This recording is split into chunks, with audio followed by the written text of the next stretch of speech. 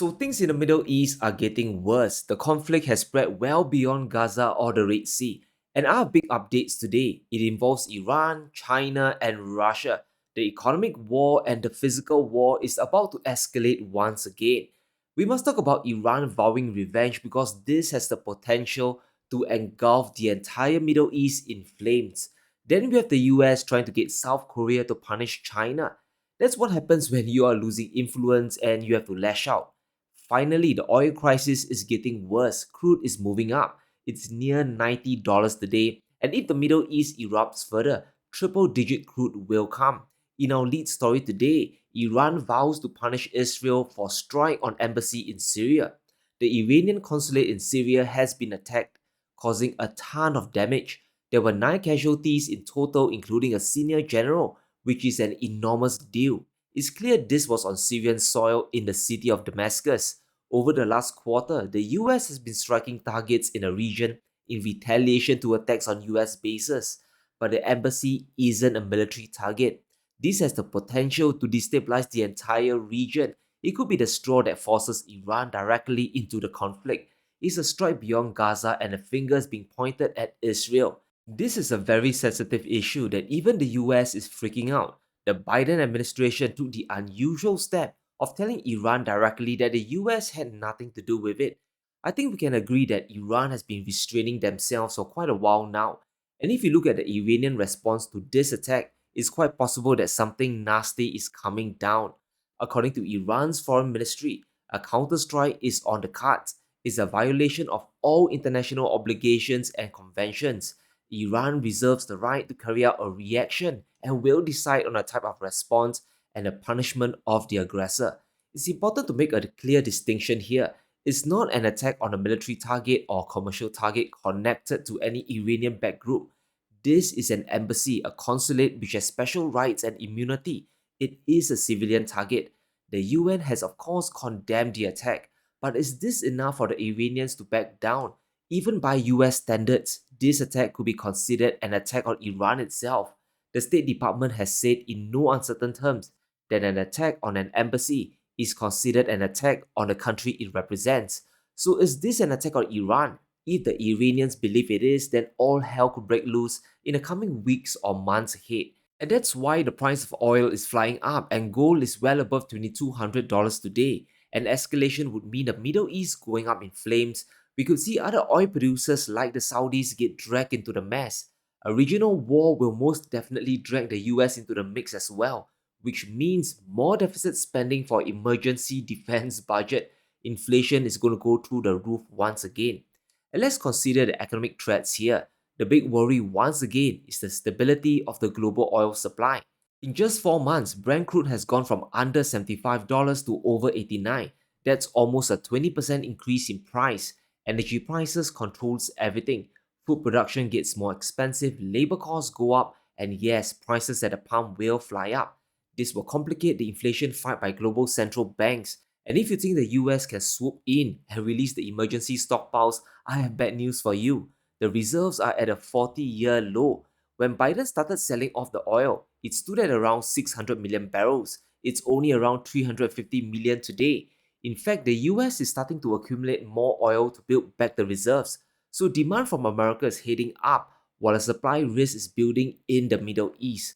A higher oil price is good news for Saudi Arabia, Russia, and the rest of OPEC. And knowing this, OPEC can extend the production cuts and fuel the rally even further. Saudi Arabia, for example, needs oil above $100 a barrel to balance their budget. To fund their mega projects and diversify their economy, the price of crude must go higher for the profits to roll in. How this mess escalates really depends on the response Iran gives. If they go head to head with Israel, we could see a big disruption of supply from Iran. In a direct conflict, Iran itself could be attacked. Just like how Ukraine attacked the Russian refineries, it's possible for the same to happen in Iran. Energy infrastructure could be targeted. In a direct conflict, the US could also slap sanctions on Iranian oil, and this goes beyond just confiscating cargoes. In November, the House passed the SHIP Act that can target buyers of Iranian oil. This includes refineries, imposes secondary sanctions to punish countries that import oil from Iran.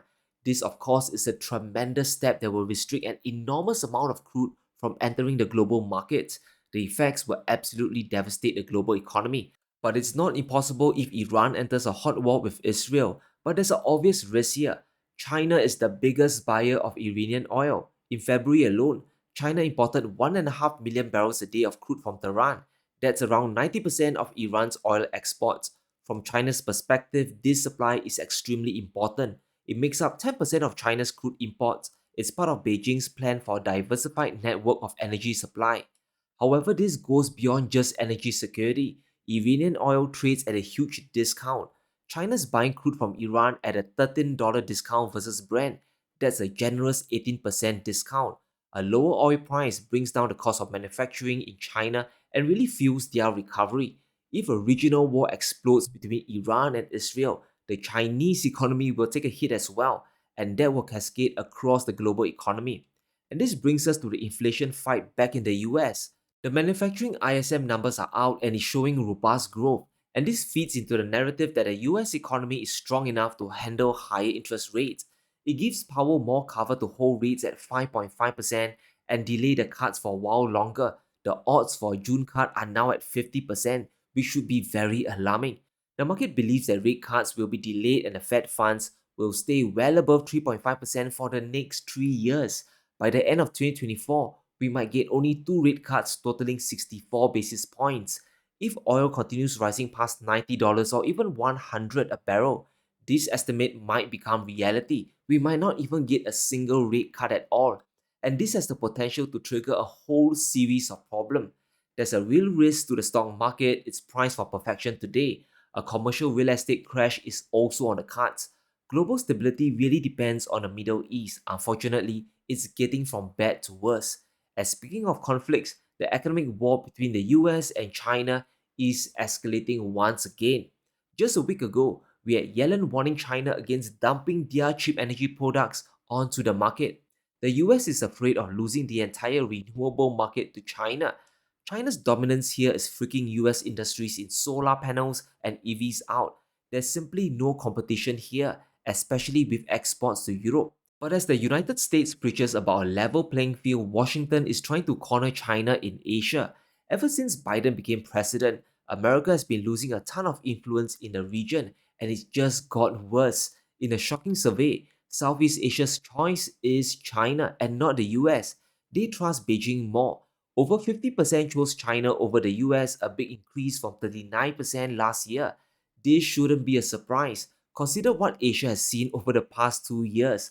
A shocking wave of sanctions against Russia, a policy of containment against China, and the Israel-Hamas war. Across all fronts, whether it's economic or geopolitical, the US is making the world afraid, and they are really becoming very, very afraid. A big part of this is the policy of economic sanctions on China. It's China today, but 10 or 20 years down the road, it could be Asia next. It's a big concern that the US doesn't seem to understand. And instead of hitting the reverse gear, Biden is going full steam ahead to punish China's economy even more.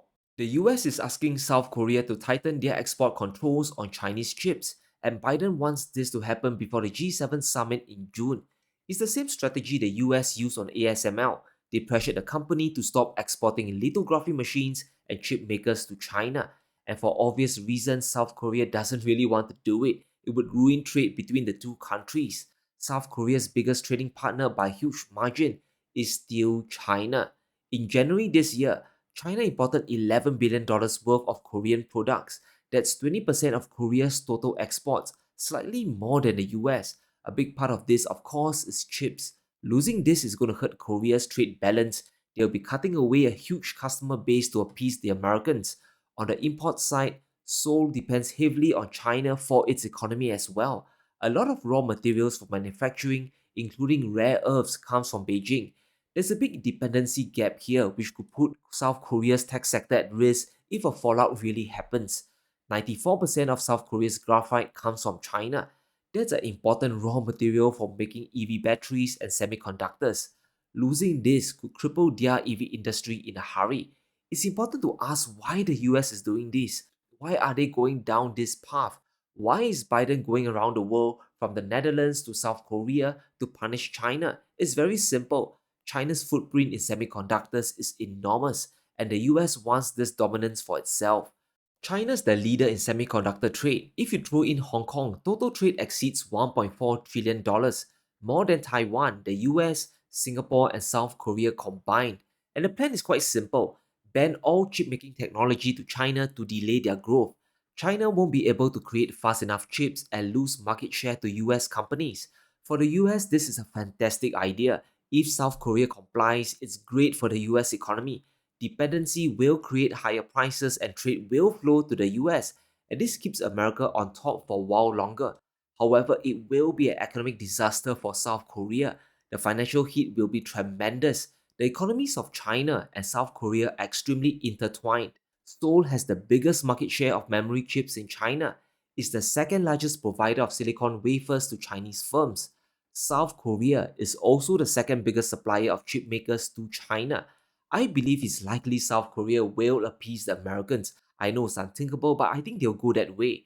The security threat from the North is an existential issue, and US military support is still very necessary. So, more headwinds for China is coming. Economic trouble for South Korea, and possibly a win for the US, at least in the short term.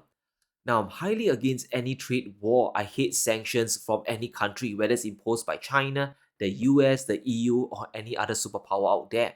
It distorts the global economy, it creates more inflation, and it just amps up the animosity. And it simply doesn't work. Napoleon's continental blockade of Britain didn't succeed. OPEC's embargo in the 1970s didn't collapse the US either. A trade war forces the victim to bypass the sanctions, it just makes their economy even stronger. China, for example, is building up a $27 billion chip fund to counter US sanctions. They're going to rope in the local governments and the largest state fund as well. In the next 5 to 10 years, we could see Chinese tech surpass their limitations to rival the West. And with the power to manufacture at scale, you can bet Beijing is going to flood the world with affordable chips. They will corner the global market once again. And here's a good example of why sanctions won't work. In 2016, President Obama imposed a crazy tariff on Chinese steel, over 500%. It was in response to cheap steel flooding the markets, and the grand plan was to protect US industries. But did it succeed? US employment in metals production has been trending down. What President Obama did didn't work at all. US manufacturing is still in trouble, and it's more to do with local production costs than China. The steel tariffs didn't hurt China either because they have a market big enough to absorb their own supply, and this is why the chip sanctions will eventually backfire as well. China consumes the most of its steel at home than any other major producer, and this is one extremely important chart. Over 93% of China's steel production is used to satisfy domestic demand. Only 7% is exported out to the world. China is a small player in steel exports because they simply buy up their own production. Even the US market isn't big enough. This same scenario is going to play out in the chip wars. Once China becomes a major chip exporter, the US will likely impose tariffs again. But they are forgetting one simple thing: China's domestic market can absorb it. The sanctions won't really matter. So we are moving towards a global breakdown in trade, and this chaos is only going to get worse. But let me know what you think. Will South Korea listen to the US and really punish China? Will Iran escalate the conflict? Let me know in the comments below. Stay safe, be sure to smash the like button and subscribe as we navigate through these crazy times.